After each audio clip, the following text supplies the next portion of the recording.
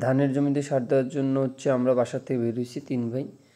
তো আমাদের এলাকায় আউশ ধানটা আগে খুব করা হতো, এখন আউশ ধানটা প্রায় করা হয় না বললে চলে। তো আমরা নতুনভাবে আবার আউশ ধানটা চাষাবাদে শুরু করেছি। তো আমাদের 3 ভাইয়ের ভিতরে মেহেদি হাসান বলতেছে আমি সার ভালো ছিটাইতে পারি, তো আমি ছিটাবো। তো সে সার ছিটানোর জন্য মোটামুটি জমিতে নেমে গেছে। 2 বিঘা জমিতে আসলে সে সার ছিটিয়ে দেবে।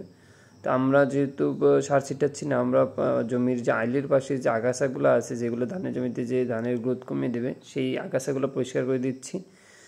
পাশাপাশি মেহেদি হাসানকে আমরা পরামর্শ দিচ্ছি কীভাবে ছিটাচ্ছে। একটা জমি ছিটানোর পরে মেহেদি হাসান পাশের যে জমিটা আছে সেই জমিতে কিন্তু সে ছিটানোর জন্য চলে গেছে।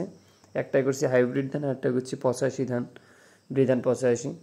তো সার ছিটানো প্রায় শেষ। সার ছিটানোর পর এখন দানাদার কীটনাশক আমরা রিজেন দিচ্ছি। এটা দেখলে মাজরা পোকা, বাদামি গাছপেম, অন্যান্য যে পোকাগুলো আছে ধানের জমিতে 40 দিন কিন্তু এটা সুরক্ষা থাকে। তো মেহেদি হাসান এখন সার ছিটানোর পর দানাদার কীটনাশক ছিটানোর 2টা জমিতেই দানাদার কীটনাশক ছিটানো শুরু করে দিয়েছে। তো দানাদার কীটনাশক ছিটাতে হলে একটা যে সতর্কতাটা অবলম্বন করতে হয় সেটা জমিতে লাল নিশানা আমরা পুঁতিয়ে দিচ্ছি, যাতে লোকজন জানতে পারে যে এই জমিতে কীটনাশক দেওয়া হয়েছে।